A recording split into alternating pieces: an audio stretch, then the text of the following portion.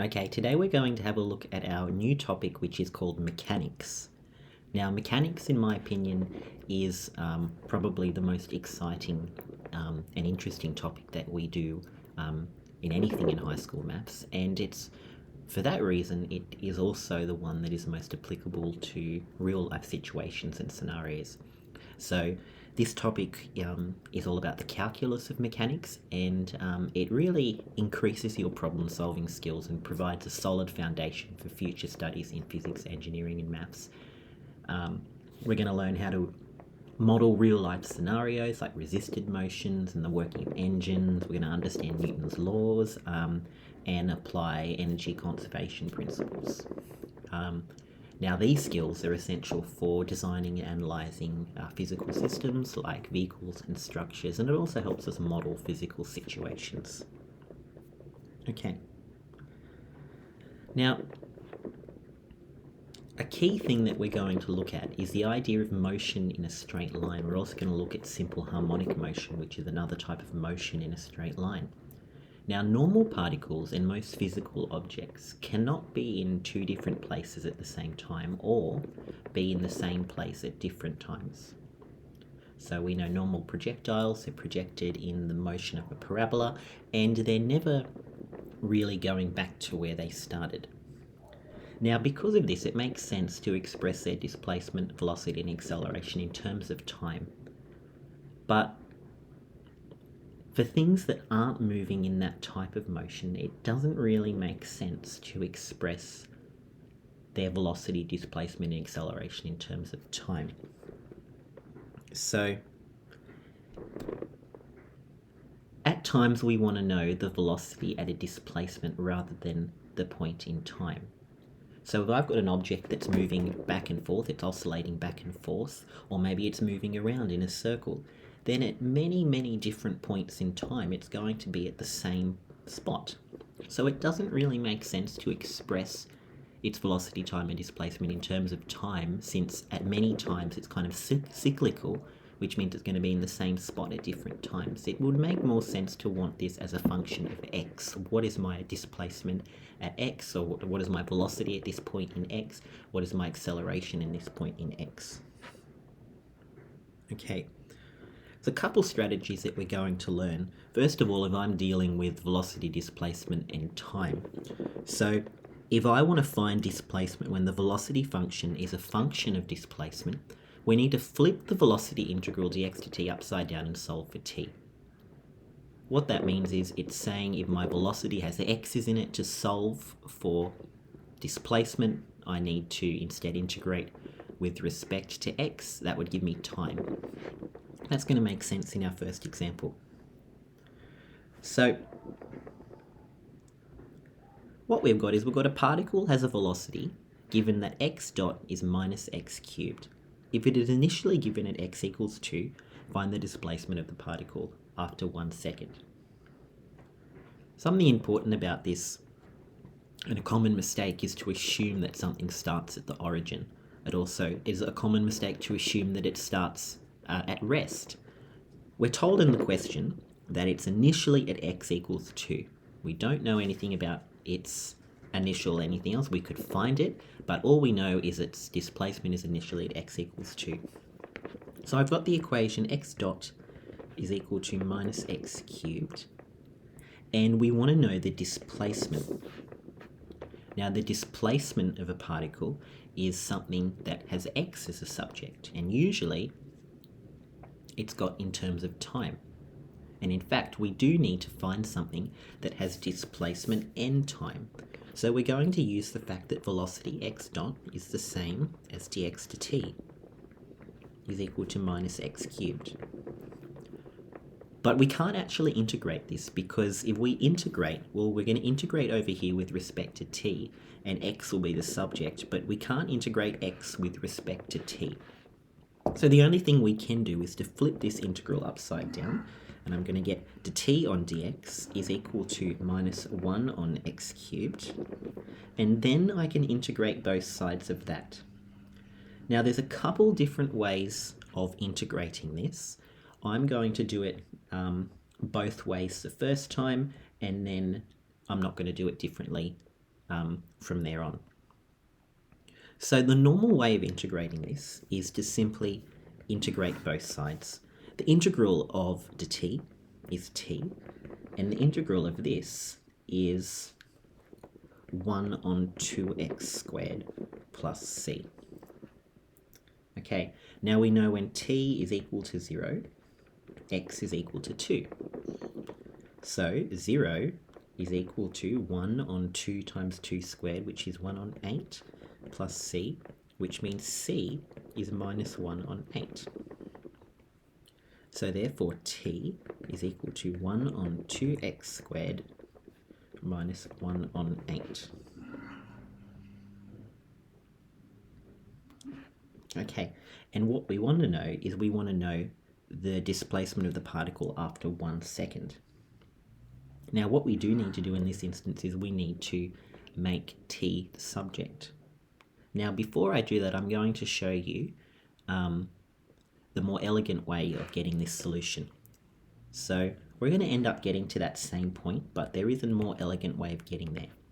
So if we say dt on dx, again, is equal to minus 1 on x cubed, and then we're going to say dt is equal to minus 1 on x cubed dx.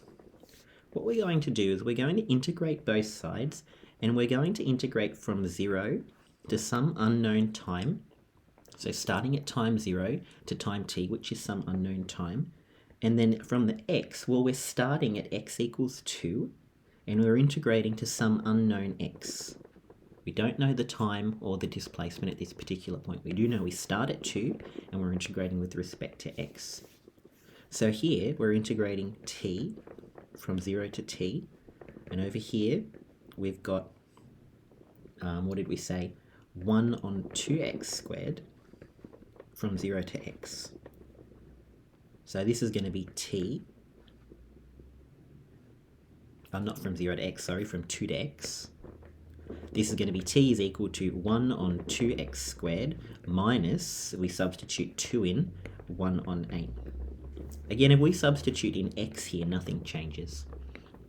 So we're back to where we started. This is a more elegant way of getting to the solution, and it's the way I prefer. What we do need to do now is we need to make x the subject. So we could plus everything over and say 8t plus 1 on 8 is equal to 2x squared. 1 on 2x squared. Let's flip everything upside down. So 2x squared is equal to 8t plus 1 on 8. We might divide... Oh, that wasn't very good flipping upside down. So we might say this is 8 on 8t plus 1. We might divide everything by 2, so x squared is equal to 4 on 8t plus 1. And then we might square root both sides. So the square root of 4 is 2 over the square root of 8t plus 1. Now we don't care about the negative solution. You might notice that the thing on the bottom always has to be positive. A square root in the real number system has to be positive. But on the top, we're not going to have a negative displacement because our x is going to be greater than 0 because it's x squared. So x squared it has to be greater than 0 for all time.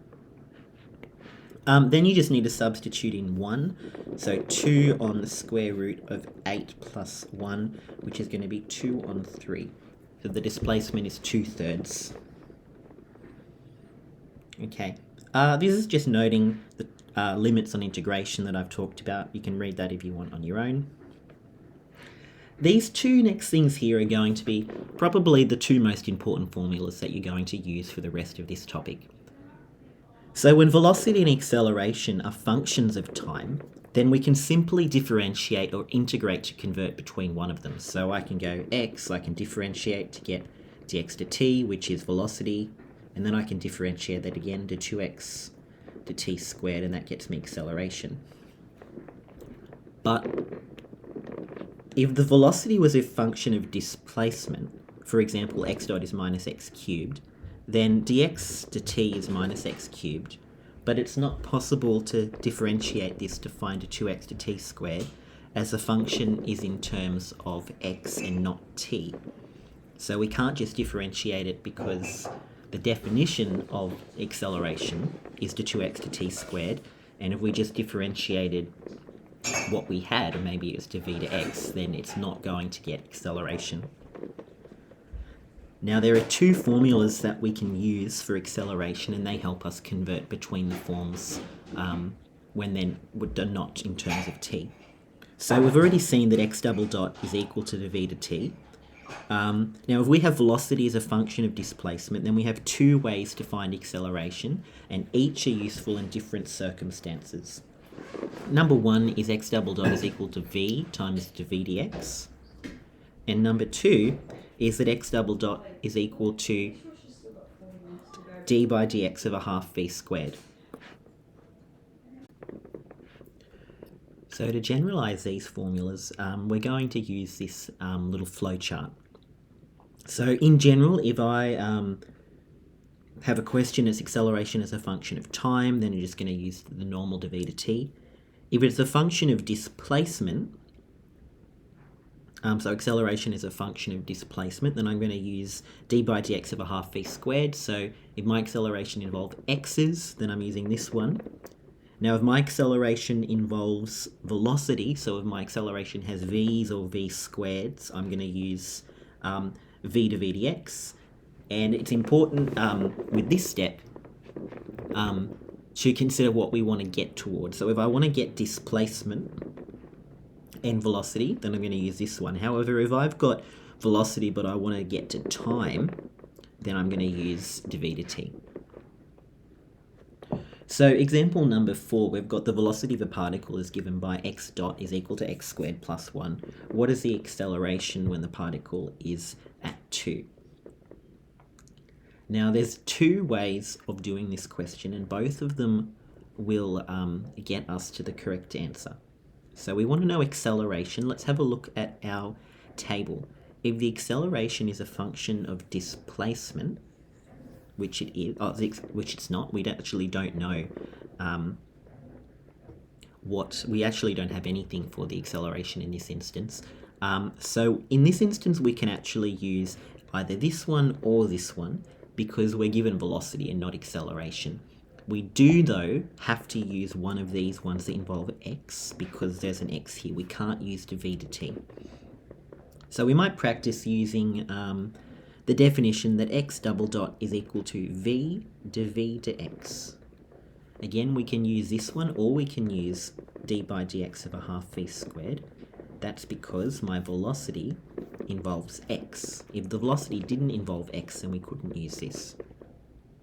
So the velocity is x squared plus 1, and dv dx is a differentiation of that, which is 2x, so times by 2x. So the acceleration function is 2x cubed plus 2x. And we want to know the acceleration, so this is our x double dot, when x is 2. So we're just going to substitute in 2. And we do that, we get 20. Let me just quickly check. 2 times 8 plus 4, yep, 20 meters per second, ms minus 2. Okay, the next example, we've got the acceleration of a particle is given by x double dot is equal to e to the minus 2x meters per second. It is initially at the origin with a velocity of 1 meters per second. Alright. Now, sometimes with these examples, it can be helpful for us to draw a picture. So I like to draw, and this is motion in a straight line, so we're going to draw a straight line. And we're starting somewhere, we don't know. Oh, actually, it's initially at the origin, right? So initially at the origin. So we're starting at the origin. We're going to say my x start, x0, is equal to 0. And initially has a velocity of 1 meter per second. Now that 1 means positive 1, which means it's moving this direction. So the initial velocity is equal to 1. Now the acceleration of a particle is actually accelerating initially this way, and it's accelerating, we're told in the question, at minus e to the minus 2x. So it's accelerating in that direction because that function is going that way. Right, now we want to know, we're going to show that x dot is equal to e to the minus x. We might just say, hey, since it's moving in this direction, then at some point in x, it's going to have some velocity, and at some time, we don't really know what those are. We have to show that x dot is equal to e to the minus x. Now again, looking at our table, we've got acceleration is a function of displacement. So we're going to use d by dx of a half v squared. So we know that our velocity, we're told the velocity is, or the acceleration, sorry, is minus e to the minus 2x. Again, our acceleration is a function of x. We're going to replace that with our definition. My acceleration, e to the minus 2x, we're going to replace x double dot with d by dx of a half v squared. We're allowed to do that because this is x double dot. It's another way of saying x double dot. Okay. What we're going to do is we're going to realize that, hey, I can times that up to there. So, and we're going to integrate both, we're going to integrate both sides, sorry, with respect to x. So if I integrate this and I integrate that with both sides with respect to x. So if I integrate this with respect to x, that means just add in the dx to show that I'm integrating with respect to x. We're going to get 1 on 2 e to the minus 2x. And if I integrate this, well, that and that will cancel. So I'm just going to get a half v squared. Times the 2 up, we're going to get v squared is equal to e to the minus 2x, of course, and we don't forget our plus c. Okay, now we know that the particle is initially at rest and at the origin, which means x is 0 and v is 0. So 0 is equal to e to the 0 plus c, which means c is equal to, no, sorry, we're told that it's initially, x is initially 0, but the velocity is initially 1. So the initial velocity at the origin is 1. Let's check in the question. Yep, its initial velocity is 1. Cool. Right, so that means we've got a 1 here. 1 squared is 1. And e to the 0 is 1, so that means c is 1 minus 1, which is 0. So therefore my function is v squared is equal to e to the minus 2x plus c. Now if we want to square root both sides, we can say that v is equal to e to the minus x. We've said c was 0, but we've got, of course, plus or minus.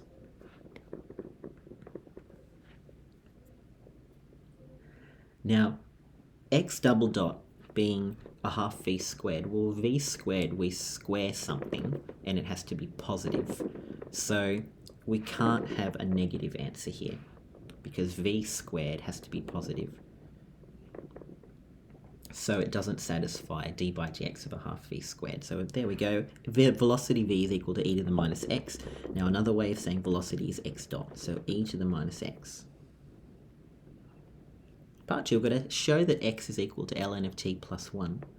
Now we know that x dot is equal to, what did we say, e to the minus x.